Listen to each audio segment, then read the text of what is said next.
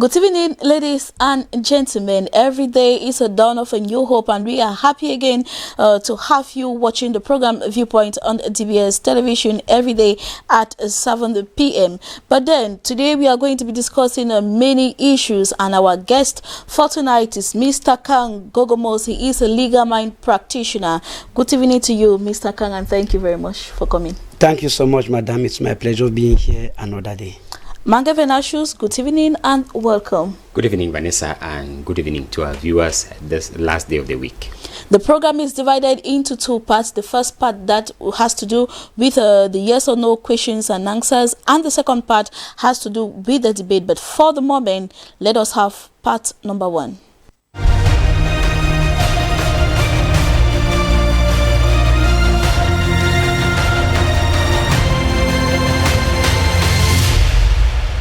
All right, the game has just begun. Question number one is promoting students or pupils based on the two terms of possible solution to the health crisis we are facing. I begin with you, Mr. Kang. Yes or no? No. No. Manga Venashus, what do you think about that? I think that it is yes, Vanessa. Yes. Question number two. Is it possible to use the remaining academic year to catch up with time lost? Mr. Kang, what do you think about that? Yes. Yes, Manga Venashus?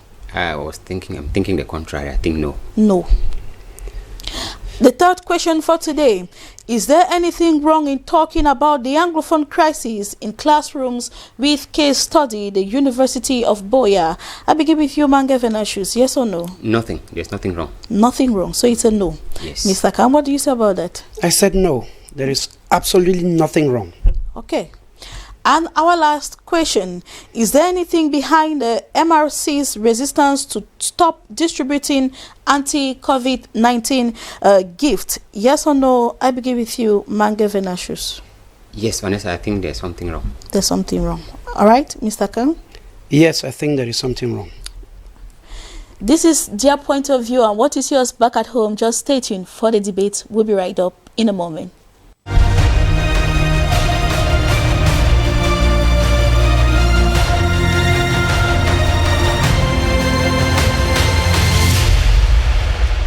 In our first question, we asked whether promoting students or pupils based on the two terms of possible solution to the health crisis we are facing. We are talking about the coronavirus. Mr. Kangi said, no, it is not a solution to this health crisis. Why do you think it's not going to help them this academic year as a solution? Madam, thank you so much. When we look at the health situation in our country presently, the suspension of the last term of the academic year, presumably, as per the government, being a solution to the health crisis, really irks some of us who, perchance, are also interwoven with the academic sector. It is true that some of the measures put in place are social distancing, washing hands with soap, using sanitizers and others, people not gathering in groups like in schools, churches, and so on. But it will really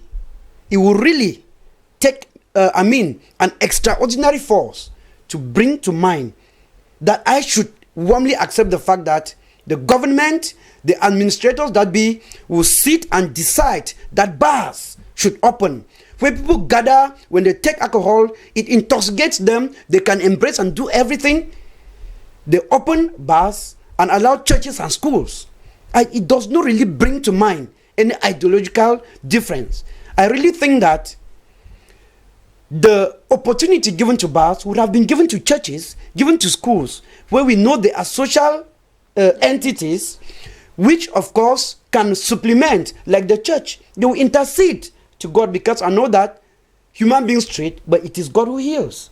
So I don't see how bars will be open and then schools are closed, presuming or taking it as a means of solving the crisis. What about markets? Have markets been stopped? Why should it only be schools? So it brings to me a kind of thought. And then, to be very honest with you, an academic year takes a period of 36 weeks. And if at present we are at about 27, we still have about 9 or so. And if we leave them out, what becomes the faith of our learners and of the subject matter that would have been studied within this time left? So I don't think that ending the school at this point in time is a solution to the health crisis. All right, so we are asking whether based on the 2 terms in evaluating the students, is it possible or is it a solution to the health crisis? It is not a solution. I have said it. It is not a solution because other areas have been given the freedom to work. And these same areas are even much more dangerous for the contraction of the COVID-19 rather than schools. Thank you very much for your viewpoint, Mr. Kamanga Venashus. You rather think that it is a possible solution to the health crisis that we are facing currently? Yes, Vanessa, you know, in every developed society, which I presume ours is one, we always look at measures that could preserve the future generation. We are talking of children. And when you look at when this crisis began, I mean, in our context, in Cameroonian context, schools were suspended from the 18th of March, I think, so around that period. The 18th of March. And we had just about 2 weeks to go on Easter vacation. Yes. And after the Easter vacation, schools were supposed to resume around the 13th of April, which means we had gone more than 3/4 of the academic year. The academic year, like our guest says, is made up of 36 weeks. That is 9 months. Out of this 9 months, you discover that the last term that we have is practically 2 months. Which means if we take the 9 months, if we were to divide it by 3, it would mean each term should have 3 months. And only the third term has 2 months. Which means these 2 months, in a normal school environment, teachers have what they call progression chart, in which their workload is divided according to weeks in such a way that, you know, when it is seriously followed, it means at the end of the week you should have covered this, you should have covered this. By the end of the month you should have covered this. By the way, when we look at the academic year, by May, exam classes begins their exams because GCE practical begins in May. Yeah, around the 20th going upward. And Vanessa, when in most schools, after 20th May, they are closing. Which means we barely used just the last 2 weeks of the month of April, and we were getting into May to complete the month of May, and students would have been going normally for their third term holidays. Which means the crisis did not really take much of the time. What I want to say from this analysis is part of a greater chunk of the 2019-2020 academic year was used without any worry, was used normally as it should be. A conscious teacher, a conscious school, a well-organized school that follows up the teacher would have gone past 3/4 of the work. And if we are 3/4 of the work, Vanessa, we are wearing the consequences. We are wearing the consequences of letting children go to school in order to cover up the 1/4 that is left, even less than 1/4 of the workload that is left, and the effect if we allow them to go to school. We are talking about their health in question here. So I think that if the school, if government should say that after studying the situation surrounding school reopening and say that, okay, promote these children based on their first term, second term, that studies were conducted normally. I think it is on the fact that let us weigh which one the greater, which is the less evil in this. Greater. Yes, in this case, we are talking of let them be promoted on the fact that they have studied 3/4 of their program. We can promote them on it, because if I see a child who has 3/4 mark of the total mark that was supposed to, in a normal situation, it is promoted. I think that promotion in our society, Cameroonian context, is always based on 50%. And if we're already getting to 75%, it means a child who has 75 over 100 is not a bad student. It's a student with a good mark. So if you are promoting that child who had 75%, I think that it is not bad. If we are basing on 75% workload to promote them, because the last 25%, we were not going to use it as normal. All because right, Manga other Venatius, issues. since you're talking about the last 25%, that leads us into the second question, because we are asked whether it is possible to use the remaining academic year to catch up with the time lost. Is it possible to use it? Mm-hmm. Yes, and that is why I said I think that it is not possible in the context that when we would come back, psychologically speaking, these children know that they are coming out. We are not even out from the coronavirus pandemic. Mm-hmm. We are still living it, and the children will still go out. How are we going to respect the social distancing? How are we going to respect this thing of washing hands? All these things will mingle with the academic year, with the teaching. The children are already traumatized. Their minds are already upsetted. In fact, they don't have a fixed mind now to study. So rather than trying to say that we can use this period in covering up the workload that is left, Vanessa, I think that we cannot be able to use it, from my own point of view, from my own judgment, yes, to cover it up, because we could say that if coronavirus is able to shut down the whole country, shut down the whole economy, shut down churches and schools, like the guest was saying, then I think that it should also shut down part of the it should also close part of the work that was not done. That's why I think that we can give them that benefit of doubt. In some countries, France has decided that examination classes, especially because they are talking of back, back will be awarded on the fact that they study the first and second term results, which means they are not going to sit in for any exam, because for any official exams. They want to avoid any instance of contaminating French future citizens. So we should also look at the future of our children, because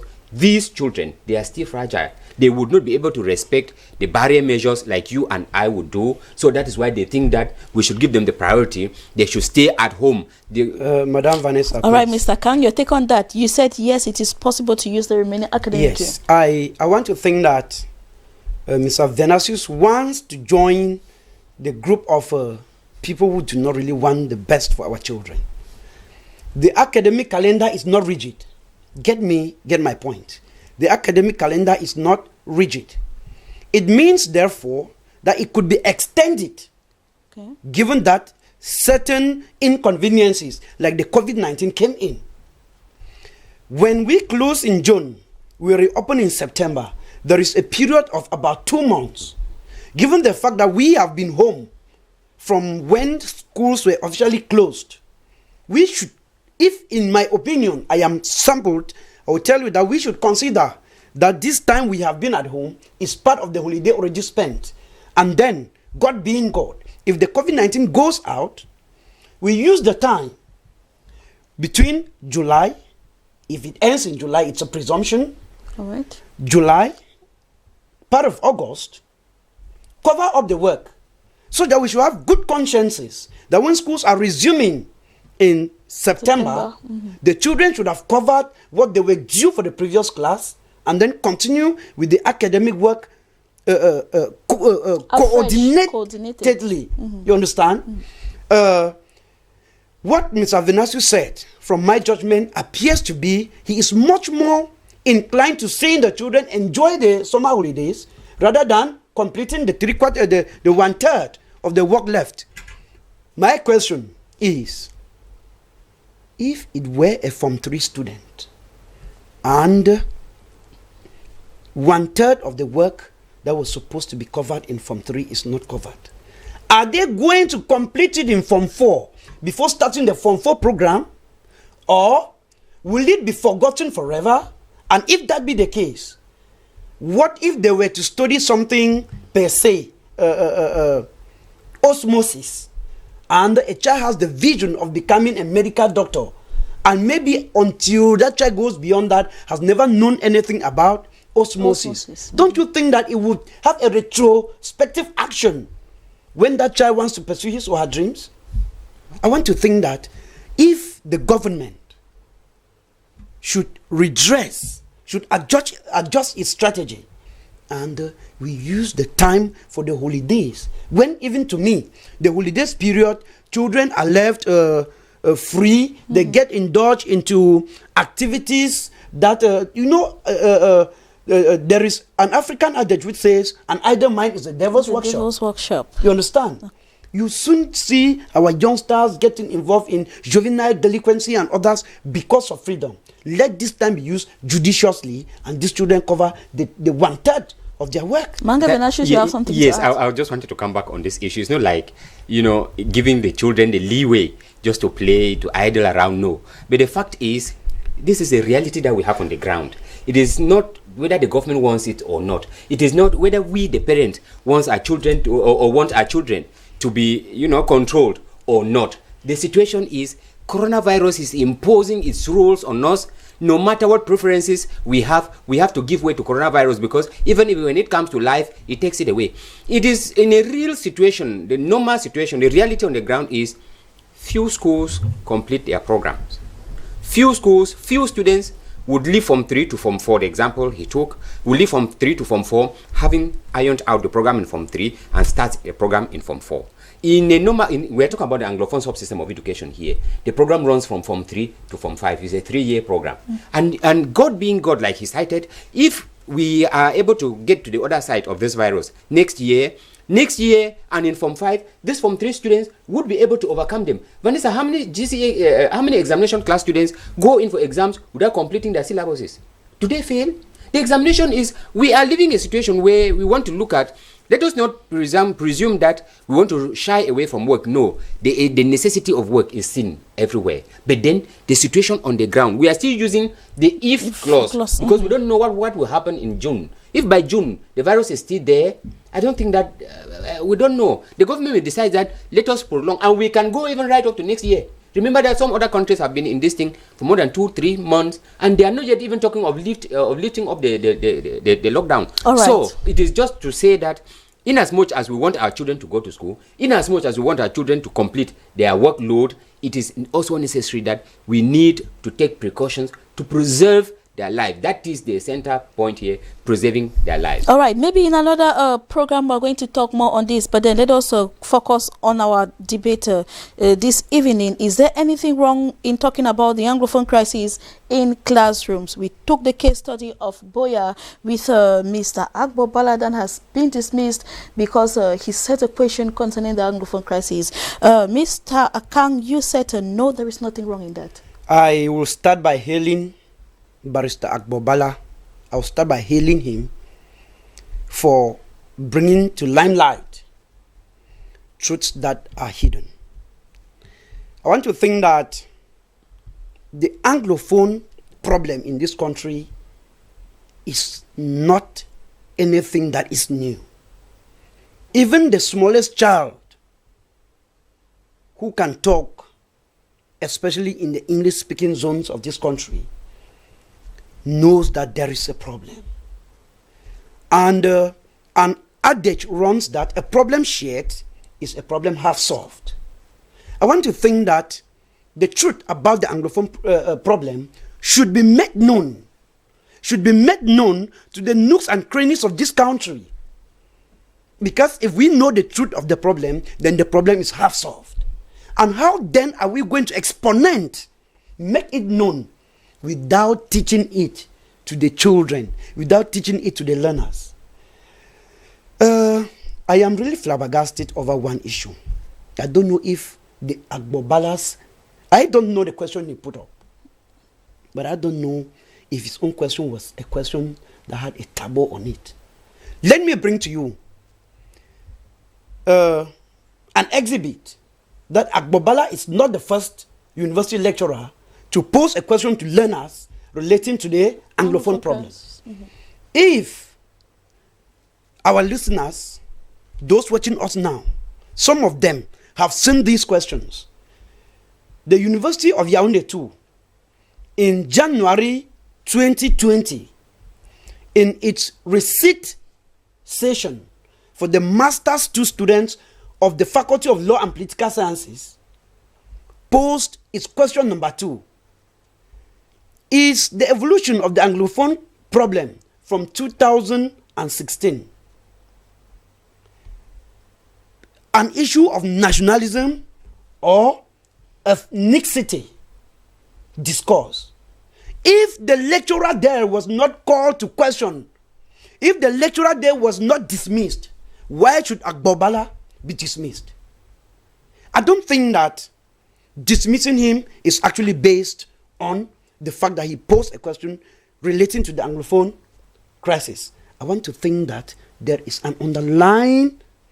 There's a hidden agenda. Yes, there is an underlying agenda which has led to the university taking that decision. And if I should follow, Agbobala did not refuse to appear before the disciplinary council. Agbobala only said he will not appear before the disciplinary council because of procedural order. The procedure which is used to convoke a lecturer to the disciplinary council was not respected in toto, and it was a breach of the law. And as a legal-minded person, he had a full right to deny appearing before the disciplinary council just on that grounds. So I don't see why his refusal should be given a dismissal. Should be given a dismissal. Mange Venashus, you are supporting what Mr. Kangogomos, he is a legal mind practitioner talking to us right away. Actually, that is why I got him really basing on procedural, procedure, if I can use that tautology, talking about it. From the legal point of view, he has a right to talk like that. But from my own simple way of reasoning, we are talking about dismissing. And I would like to use the word of the instructor, the words of the University of Boya Vice Chancellor that is circulating on social media. I don't know how viable that is, but they say he used the word that Abonwala is an instructor in the University of Boya and not a lecturer. If he is an instructor, it means at least he teaches in that school. Or we are not using words that he was teaching in that school. We are dismissing him for talking about the Anglophone crisis in a question, in an examination. Vanessa, if we have to weigh this on a balance, they say in our quarter that, in my village, that you shot your own foot with your own gun. I think that the Vice Chancellor himself should equally be dismissed. Because we are talking about a question that somebody set in an exam.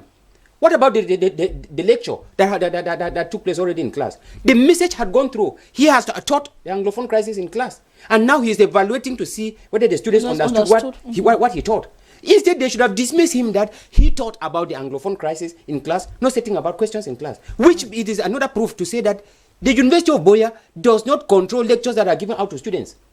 And I go an extra mile to say that lecturers in the University of Boya, in this case, we are talking about Bongwala, Mbala, instructors in the University of Boya, they teach without using the official curriculum that the school gives out. Because if the university, if it was in their time, in their program, that they have to talk about the Anglophone crisis, which means he followed his program, taught his students, and like every other learning teaching process, they have to evaluate the teacher on what, the students on what was taught. Mm-hmm. So, evaluating them on what he taught already, the problem should have been coming from the fact that he taught that, not that he evaluated that. So when I listened to it, I was asking myself, one lecturer in the University of Boya, I hold his name for security reasons, he's still alive, he said this: we Cameroonian citizens, we grow with the history of France. If I talk about Napoleon in France, you will recite it. If I talk about Henry II in Britain, you recite it. Let me just talk about the one ruler in Cameroon. You would not know,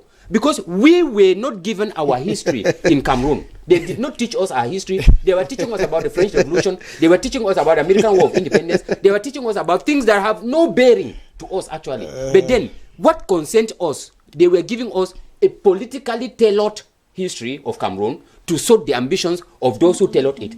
And that is why, when we talk about the Anglophone crisis now, some political, I don't want to say state agent, they feel a kind, because they are talking about something that is a nightmare to them. Because remember, one government minister said the Anglophone crisis does not exist. Does not exist. About some 5-6 months, he come back to accept that the Anglophone crisis does exist. And if it does exist, and we are teaching in a school, what type of university graduates do we want that will not understand the history of their country? So I don't see anything wrong to talk about the Anglophone crisis in our classrooms. It should even start from the nursery. Because the state at which we are now, Honorable Wiba said, even if they kill all Cameroonians, this idea of Anglophone crisis would still come up in the blood of Cameroonians, whatever will happen, Vanessa. All right, Mr. Kang, yes. I've been saying you have been wanting to say something. Because when I was in high school, when I studied history, because I studied history, I have taught history. I taught the Anglophone problem even before 2016. The Anglophone problem in Cameroon is not an issue of 2016. It is not an issue of 2016. 2016 took a different phase, but the problem had existed before now. If not, can you tell me why there was an all-Anglophone conference in the 90s? That is it. Was it not to address problems relating to Anglophones? Why should the question of talking about the Anglophone problem in schools become a taboo? I want to think that dismissing Agbobala and then using terminology as an instructor and not a lecturer is simply playing over words. That's what a literary practitioner refers to as metonymy. And let me tell you, it has only helped to expose and bring to limelight much more truths about the Anglophone problem. And Agbobala, being the Agbobala that I know, will not take it lying down. And these are people I am sure he must have taught following the academic program that was at his disposal. All right, since we are with you, we're going to continue with our last question for tonight. Is there anything behind the Cameroon Renaissance movement resistance to stop distributing the anti-COVID-19 gift? And you said, yes, there is a problem. Yes. We shouldn't give a child a bad name just because we want to punish the child. Cameroon is a state of law, and there is order. We are talking about gifts, hand sanitizers, face masks, test kits, and others. I want to think that these things, like we said last week, should have passed through the hands of the Ministry of Public Health. The government, if I can recall, when MRC started its campaign to raise funds to support in the fight against the COVID-19, the government, through its Minister of Territorial Administration, referred to it as a breach of the law. The legal luminary, the head of the MRC, went ahead. That was a political viewpoint to it. Where I find a problem with their sharing of the materials. The resistance in sharing it. Yeah, the resistance in sharing it is the fact that they have not passed through the official procedural means. I don't think that it was the rightful place of MRC to go purchase them, except that they want to tell us that a political party has overnight become a medical department. They were supposed to get the funds to the Ministry of Public Health. And let me tell you, if the Ministry of Public Health refused or denied to collect it, the purpose of which that collection was done was to support the fight against the COVID-19. If the MRC asked me for counsel, I would have advised them to take that money into the government's treasury, giving it a name. This is the support that has been contributed by loyalists to the MRC to help fight the COVID-19 pandemic in Cameroon. Which is of national interest. Which is of national interest. If the money goes there, after all, the money that government is saying we have sent in 10 million, we have sent in this, is it not coming from that same public treasury? So if the money had been deposited there with that code, whether it is used for that purpose or not, the donors, the party authorities would have had a clear conscience. All right. Thank you very much, Mr. Kangomo, for your viewpoint. Mark Venatius, you support our guest tonight's point of view. Yes, Vanessa, we say the CRM's resistance and their insistence to distribute this gift. Vanessa, when I was listening to, I read this the story about what happened in Monatele in the Central region, where they went with the gift. After the Minister of Public Health told them that I am not in the right position to receive them, go rectify your situation with the Minister of Territorial Administration. They did not go to the Minister of Territorial Administration. I heard them in Douala here with the Archbishop to give some to the Archbishop. Yes. The problem is not CRM as a political party that is giving out gift. When you move along the street, you see even religious denominations, even individuals, they are giving them. But I think that we are in a country that things need to be orientated, things need to be organized. That is why we talk of a law. When they say don't give it, there is a simple ethical norm: obey before complaint.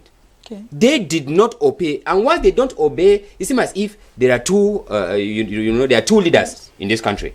Because if the authorities say don't do it first, and then you can complain. I think what the CRM party is doing, they are actually succeeding in gaining that unpopular or that unpopularity that they had amassed over a short period that they existed. So I rather think that if they ask them, don't share it, they should have stopped. They cannot tell Cameroonians that it is with what they have that will stop the COVID-19.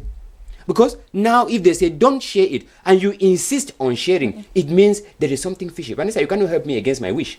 If I tell you I don't help me, and you insist that I must take, I then tend to suspect this is a gift. Yes, so I would rather think that the problem was not with Maurice Kamto as an individual, the problem was not with the CRM as a political party, but the problem was with the initiative they created. If the law in Cameroon says once you are creating any association, it has to be organized by the Ministry of Territorial Administration, it means the Suivi Cameroon, Survivor Cameroon that was created, the simple thing that the minister said was Maurice Kamto should come as an individual and give the gift like other individuals gave.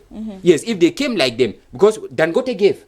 Yes, other structures in Cameroon, they have been giving. When they are giving, they are not giving under an illegal association. They are giving with a recognized association. And when I look at from that point, I think the government is playing its role of reorganization, and how I wish this role were supposed to be played like that in other areas too, to make sure that once they say don't, it should be done.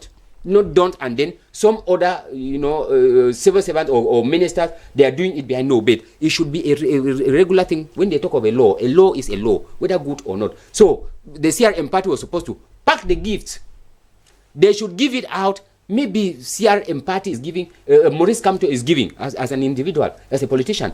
Any other person will receive. But once they want to give as Suivi Cameroon, Survivor Cameroon initiative, that initiative is illegal because the association was created without the aval, without the visa of the Ministry of Territorial Administration, Vanessa. Thank you very much, Mange Venashus, for your point of view. Thank you, Vanessa. And I wish you a happy weekend. Thank you so much. Mr. Kangogomos, he is a legal mind practitioner. It has been a pleasure having you tonight. Thank you so much, madam. I am happy. We are happy too as well. Ladies and gentlemen, I hope that you enjoyed the show back at home. It has been our pleasure having you for tonight and this weekend's edition. Stay in the company of DBS Television and enjoy our programs until we meet again on Monday.